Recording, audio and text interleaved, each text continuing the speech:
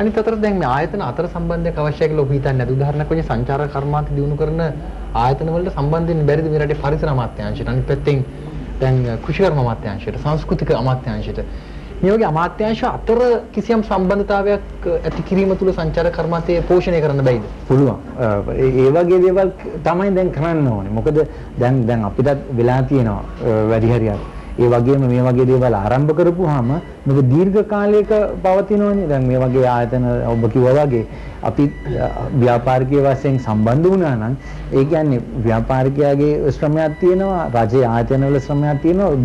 දෙකෙන්ම කරන්නේ රටේ සම්පත් රැක ගැනීමත්, සම්පත් ගැන අනිත් කටියට කියලා දීමත්, ඒ වගේම ඒ මාර්ගයෙන් රට ගැන ප්‍රචාරය කිරීමත්. මේකම බටහිර සාගර තීරුවෙන් රතුම රතු පාටට මලහිරු බැහැලා යනවා. තවත් තෝරා කීපයකින් රාත්‍රිය උදා වෙනවා. සංචාරක කර්මාන්තයත් එක්කම රටේ විවිධ හැලහැප්පීම්, විවිධ සමාජ දේශපාලනික ආර්ථික අර්බුද ඇති වී තිබෙනවා. දැන් සංචාරක ප්‍රවර්ධන කාර්යාංශය බොහොම සත්‍යාවෙන් මේ රටේ තරුණ සංචාරක ප්‍රතිපල වාගෙන අපි විද්‍යා අධිකාරියේ විත්තරපොඩි කාර්යයෙන් අන්තිකී පිටුකමිනිදී සෙනගමත් තමයි. සෙනගමත් කියන දන්නේ සෙනගේ නෑ. ඉන්නන්තර මම කලින් කිව්වා ඉතුරුනම් කියනවා නේද ඔක්කොම හිතන්නේ හරි වැඩි අපි වැඩි හරියට ඉන්නේ. ඉතින් අර අපි තමයි වටිනා කියලා කෙලවෙනවා කියන්නේ මම මේ වගේ සමාජය කියන මොකද අසලක් කිව්වෙම නෑ. ඒක කියන්නේ කෙලවෙනවා. දැන් කෙලවුණාම කවුරුත් නෑ. ඒක මගේ එකක් නෙමෙයි. එහෙම දින ඉස්සර වෙනවා. දැන් ඉස්සර ඉස්සර වෙනවා. මේ නිලධාරියා පොලිසිය ඉරවෙනවා, හමුදා ඉරවෙනවා. ඒක තනකට කියලා ස්ටක් වෙනවා. එතන යන්න බෑ. ඒ යන්න බැරි දෙනින් අපි සමාජය පටන් ගන්නවා. ඒ සමාජය කියන්නේ මොකද්ද? අපි අලුතෙන් දේවල් හොයනවා. සාකච්ඡා ඉගෙන ගන්න. දැනුම හඹාගෙන යනවා. ඒ දැනුම වැරද්ද වෙන දැනුමක් ගන්නවා. ඒකට එක්මලේ අවශ්‍ය නිරුද්ධ මනසක් අවශ්‍යයි. මම නිරීක්ෂණය කියන්නේ හෝටල් පාඩු. සේවකයන් පණිවිඩ ගන්න බැහැ. ලංකාවට සංචාරකයෙක් කියනවා ඒ සමාජයක් කියලා ඒ ඒජන්සි සමාජ ඒජන්සි සහාරකෙ. ඉතින් මේ සංචාරක ව්‍යාපාර දියුණු වෙන්නේ නැහැ. මම කියන්න උත්සාහ කරන්නේ අපි දීර්ඝකාලීන වැඩසලස්මක් හදන්න උත්සාහ කරනවා නම් ඕනෑම ක්ෂේත්‍රයක, ඒ කියන්නේ සංචාරක වෙන්න පුළුවන්, සෞඛ්‍ය වෙන්න පුළුවන්, අධ්‍යාපනය වෙන්න පුළුවන් ඕනම ක්ෂේත්‍රයක දීර්ඝකාලීන අධ්‍යයනයක්, හොයා බැලීමක්, සංවාදයක් අවශ්‍ය නැද්ද? අවශ්‍යයි.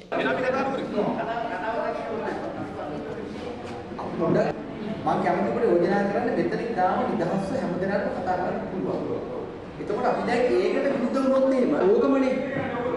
නෑ පොඩකින් පොඩක් විසන්න මම කියන්නේ. පොඩ සුමුද කතා කරලා පොඩි ප්‍රශ්නයක් මෙහෙම අහන්න. නෑ පොඩකින්. නෑ අපි මේ ඉතින් සුමුදනේ කතා කරමු. දැන් අපි හිතමු එක පුද්ගලයෙක් අදහස ප්‍රකාශ කරනකොට කරුණාකර මං කියන කොට අහනවද? ඒ කියන්නේ ඔබේ ගමට පක්ෂවතම මෙතනට ආපුවා කතා කරන්නේ. එතකොට ඒවා අපිට එකපාරට දැනෙන විදිහට ගන්න එපා, වෙලාව ගන්න. දැන් ඒගොල්ලෝ කතා කරාම ඒ කියන දේ අහන් ඉඳලා අපිට ඉවසීම තියෙන්න බෑ. දැන් මුලිතර ඉවසීම නැති වුණා. ඒ ජනහඬ දවසේ පැය 3 විතර කාලයක් මේ ගමේ අය කතා කරලා තිබුණා දුරකථන වලින් කාටවත් කතා කරන්න බැරි වෙලා තිබුණා. Actually, many of you will not know that I have known Chapa for the last over 10 years. Very few people that I really appreciate or motivate, that people whom I know that I really love and that motivate me. One of the people that really motivates me to live in Sri Lanka is Chapa. I haven't told him that, but it is the way he handles things. I think Sepal very clearly articulated that in his speech about his ways, and I think in this audience probably I'm one of the few like Sepal who knows him very dearly, very closely, and I know the way he lives, and I know his commitment, his love, dedication for the country, and I'm extremely proud of you, and I'm extremely proud to know people like Chapa in this country, and that itself is strength for us, to know that there are people like that in this country, who don't do things for money. Lots of people who will do anything today for money. You can buy lots of things. You know, if people have money today, one can do anything. But there is one person whom I know, whom I can tell in front of my 3 sons, who will not do anything for the sake of money. He'll probably give his life, but before he does anything of mine. මගේ යෝජනාව දැන් උදාහරණයක් විදිහට ගත්තාම අපිට මේ සංචාරක ව්‍යාපාරය හෝ වෙන කිසිම ක්ෂේත්‍රයක් ගැන දීර්ඝකාලීන සැලැස්මක් කතිකාවතක් නැහැ. අපි හිතනවානේ යුද්ධ ඉවරයි කියලා. දැන් ඔක්කොම හිතන්නේ යුද්ධ ඉවර නිසා මෙතනින් එහාට දැන් තියෙන්නේ අපිට ටුවරිසම් ගැන හිතන්න කියලා. මේ විදිහටම අපි හිතුවා 60 ගණන් වලත් 70 ගණන් වලත් හිතුවා. දැන් මේ වෙලාව ටැමිල් ඩයස්පොරා එක ලෝකෙ වටේ මේගොල්ලන් කැම්පේන් එක කරනවා. LTT එක මිලිටරි වයිස් ඉවර වෙන්න පුළුවන්. නමුත් දැන් ඒ ඇක්ටිවිටිස් එහෙමම තියෙනවා. යුද්ධය ඇති උනේ ඇයි කියලා කවුරුත් දැන් හිතන්නේ නැහැ ඒක ගැන. Now, Chapa is talking of a different scenario. You know, what he's talking of is for the future of. He's thinking long term. Long term. He's thinking long term. He's thinking long term. He's thinking long term. In that sense, I do agree with him because what do we as Sri Lankans who are involved in the industry, who will hopefully be there for the next 50 to 100 years in the same industry, what do we need? And we have an ambitious plan of 2.5 million tourists by the year 2016. If we are to achieve those targets, then what he says is absolutely important. දැන් පුද්ගලයෙකුට තමන්ගේ ව්‍යාපාර සුළු පරිමාණ සංචාරක ව්‍යාපාරිකයෙකුට තමන්ගේ ව්‍යාපාරය දියුණු කරගන්න ණයක් ඉල්ලනවා. ඒ පොඩි ණයක් නෙවෙයි ඉල්ලන්නේ නැත්තේ. ඔක මේ මම කියන්නේ බිලියන්ස් නෙවෙයි ට්‍රිලියන්ස් නෙවෙයි පොඩි ණයක් ඉල්ලන්නේ. ඉතින් මේක විසඳන්න මම කියන්නේ කොච්චර ආයතන මේ රටේ තියෙනවද? මං අහන්නේ ඉතින් එහෙනම් ඕනේ නැහැ නේ ආයතන. අපි ආයතන කියන්නේ කතන්තරේ ඇත්ත කතන්තරයක් කියන්නේ. මේ ප්‍රශ්න ගැන අපි කොච්චර සාකච්ඡා කරත් ඔළුව බිම තියන් සාකච්ඡා කරත් වැඩක් නැහැ මේ ප්‍රශ්න විසඳුම් එන්නේ නැත්තම්. චාපා දුලික මට හිතුණා දැන් අපි හැමදාම පරිසරය ගැන කතා කර කර ඉඳලා අන්තිමට පරිසර දිනයක් ගැන අද කතා කරනවා. ඒ කියන්නේ ඊළඟට අපිට එන්න තියෙන දිනයක් ගැන පස්වෙනිදා. දැන් ප්‍රශ්නේ තියෙන්නේ මම කැමතියි මේ කතාවේ මුල්ම තැන මුල්ම ප්‍රශ්නය නාලකත් එක්ක පටන් ගන්න. ඒ කියන්නේ දැන් අන්තර්ජාලය පිළිබඳව නාලක ඉතා උනන්දුවෙන් කටයුතු කරන කෙනෙක්. දිගින් දිගටම නාලක ලියනවා අන්තර්ජාලය ගැන. ප්‍රශ්නේ නාලක දැන් ප්‍රශ්නේ තියෙන්නේ ඇත්තටම අන්තර්ජාලය එක්ක ගනුදෙනු කරන්න අපිට තියෙන බැරිකම නිසාද අපේ ප්‍රශ්න මෙච්චර උග්‍ර වෙලා තියෙන්නේ.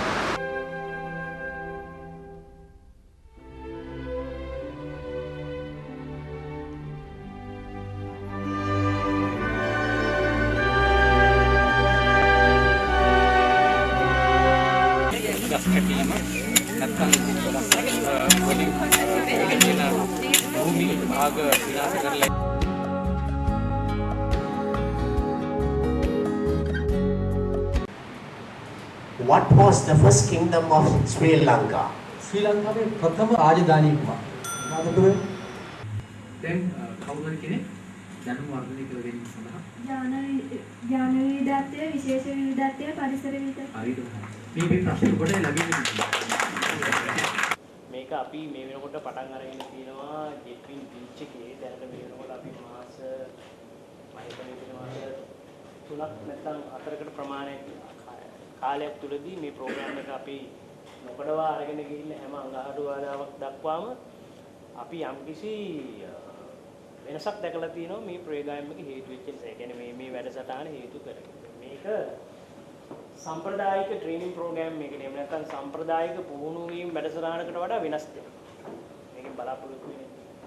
මේකෙදී හුඟක් වෙලාවට බලාපොරොත්තු වෙන්නේ මිනිස්යාගේ හිතන විදිය, මිනිස්සු ක්‍රියා කරන විදිය සහ අපේ තියෙන සමාජ සම්බන්ධතා. එතකොට අපි මේ සමාජයේ තියෙනවානේ අපි දකින්න දේවල් කොහොමද සාකච්ඡාවක් මගින් එහෙම නැත්නම් කොහොමද අපි මේ වගේ දේවල් වලට මුහුණ දෙන්නේ, කොහොමද මේ වගේ දේවල් වෙනස් කරගන්නේ. ඉතින් මේක සම්බන්ධයෙන් අපි මෙතනට මොන හැමෝම දන්නවා මම හිතන්නේ චාපා පරණ කට්ටියට නම් මම ඉන්ට්‍රොඩියුස් කරලා දෙන්න දෙයක් නැහැ. මොකද චාපා නිදාස් මතධාරියෙක් හැටියට කොහොම නිදාසේ සහ හිතන පුද්ගලෙක් එක්ක මේක හොඳටම කරන්න පුළුවන් වෙන්නේ එහෙම නිදහසේ කාටවත් බැඳීමක් නැති පුද්ගලයෙකුට විතරයි. ඒ කියන්නේ යම් කිසි ආකාරයකින් බැඳීමක් තියෙනවා නම් ඒ මනුස්සයාට නිදහසේ හිතන්න බෑ. දැන් අපිට උනත් අපේ නිදහස කියන එක යම් කිසි ආකාරයකට සීමා වෙනවා. මොකද අපි ආයතනයේ තුල යම් කිසි පද්ධතියකට බැඳී තිබෙන නිසා. එතකොට අපිට හැම අවස්ථාවෙදීම අපේ නිදහස් මතයක් කියන එක අපිට ප්‍රකාශ කරන්න අමාරුයි.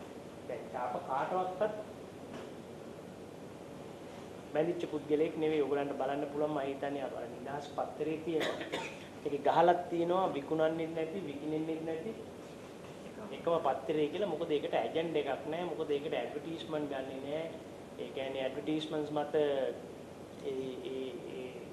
ඒක කාගේවත් වැඩසටහනක් අනුව ක්‍රියාත්මක වෙන්නේ නැති නිසා. ඒ නිසා තමයි අර විකුණන්නේ නැති, විකිනෙන්නේ නැති පත්තරය කියලා එකට ගහලා තියෙන්නේ. මේක පුහුණු වැඩසටහනක් නෙවෙයි. මම ගන්න එපා. මම පුහුණු කරුවෙක් නෙවෙයි. මම කරන්න හදන්නේ ඔයගොල්ලත් එක්ක විවෘත සංවාදයක් ඇති කරගන්න. සංවාදය කියන්නේ ඔය අපි හිතාගෙන ඉන්නේ නෙවෙයි දැන්. සංවාදය කියන වචනේ අපි දැන් කිව්වට ඉංග්‍රීසි කියන ඩයලොග් කියලානේ. ඒ වචනේ අපි කිව්වට ඒක අපේ වචනයක් නෙවෙයි. ඒක ඉස්සරහට තේරුම් ගන්න ඕනේ.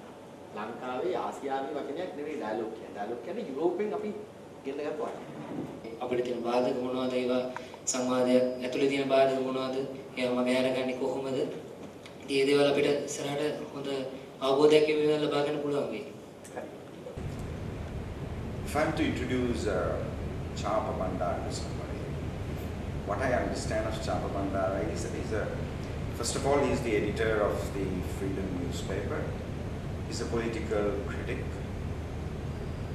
And what I know of him up to now, after these training programs, I feel that he's a person who is widely read. He, on a daily basis, associates people from different walks of lives. And his thinking is totally his own. He's a freedom writer and a thinker. And with all the knowledge that he has acquired by reading books and dealing with people, and then he has written so much of books about himself, with this knowledge he has brought into us, and he has opened up the topic of dialogue. Now in Asian countries, we know that we don't open up all the time. We don't come and say what we have to say. That's one thing we have not only in this hotel, but in this country, in Asia abroad. Chapa has so far introduced the tools we need to start a dialogue. First of all, what is a dialogue and opening up, being honest to each other. That foundation has been built by Chapa. With that now, the executives are now opening up. We can see that they're opening up. So I think it's a good start, and I personally welcome this program. This is one thing which we needed here for us to open up and discuss our issues on a daily basis. And I think we have got a great start with this program. I just want to ask from both of you, we have been having this program for the last more or less 2 months now. Do you think any difference compared to what we were and what we are? If you look at it from operational point of view. Robert, should I first or you? Okay. No, I think any process like we have started, it will take a long time. It's not something that happened overnight. I think that we have started placing the seeds for it, which will grow. And at the moment also we are in the low season, so I think the benefits will really come maybe August, September, when we are more busy, when the stress will be much more on the staff. If they feel confident and they have the trust between us, I think it will help us. And also, the seed has been laid, all the tools have been given by Chapa. Now it's us. It's up to us to give it a push. And that's why we started this program. That's what I started with these guidance. We started this supervisor training and this. So with that now we are bringing up a subject now, topic keys to develop, but to get the maximum output from our employees. Team building, all this under one topic. And with this, I've been able to bring the executives into one group, and now we are opening up little by little, subject by subject.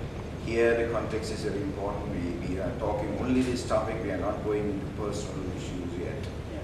Those things will come later with Chapa coming into the second stage, because that will be sensitive for us to handle it now. But at the moment, yes, I think I'm seeing a very positive response from it. And also the supervisors also lively. They will not understand as much as the executives do now, but we have just done a couple of classes with them. So as we go on with them, I think we should be able to get those results. The introduction of the program is definitely, as it is from the day one, showing that it is very beneficial for us. And he's a thinker as well. He sometimes calls me and says, look, in your company it should be like this, it should be like that.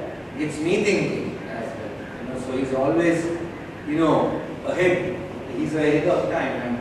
And about 2 years ago, he told me we'll have a dialogue in Nigambo, because you're the market leader in Nigambo, and we'll have a dialogue in Nigambo. And while I listened to him, while I was receptive to the idea. I wasn't 100% sure whether it will work. And then when I went last month or this month, May, yes, I went to Istanbul for a UN-sponsored conference, and there the speakers were saying the same thing that he was saying, telling me 2 years ago. In fact, from there I wanted to call him and tell him, now I'm thinking of you in Istanbul, because they said if an organization wants to take the leadership in whatever you do, you not only involve your people who are working for you, you involve the others as well. That again is branding, right? You're lifting not only the hotel or the travels or whatever, you're lifting the entire area. And that's where so this is what he proposed 2 years ago, which we could do. But now we have actually the decision we made to continue with the dialogue in each hotel is done. I think Hyacinth would have seen the responses from the beach and how some of our people came out talking, and which is positive. Some, you get the negative things also from the staff, but still you use it positively to improve. Similarly, Robert also has been telling me, even though unfortunately he does not understand the dialogue itself since it's carried out in Sinhala, but he says there is a lot of positives coming out of the Goal dialogue as well.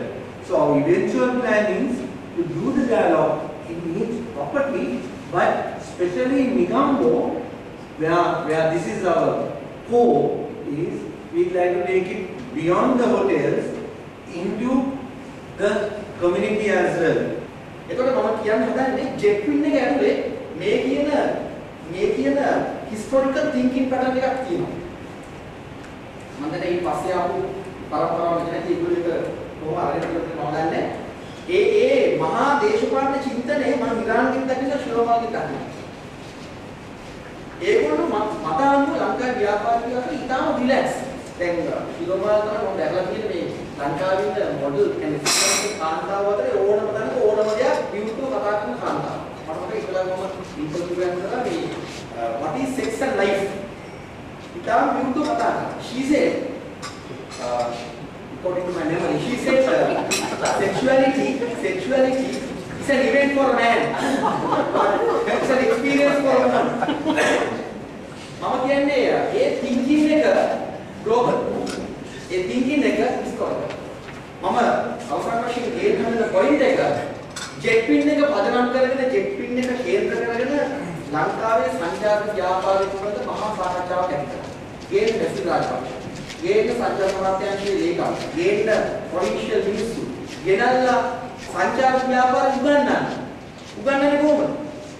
දැනටම Jetwing ව්‍යාපාරේ ලංකාවේ සංචාර ව්‍යාපාරයේ ලෑන්ඩ්මාර්ක් එක. There is nothing to ask from the minister, you are teaching. ඒක කරන්න නම් මේ දැනුම Jetwing ආයතනයේ විධිමත්ව හදාගන්න.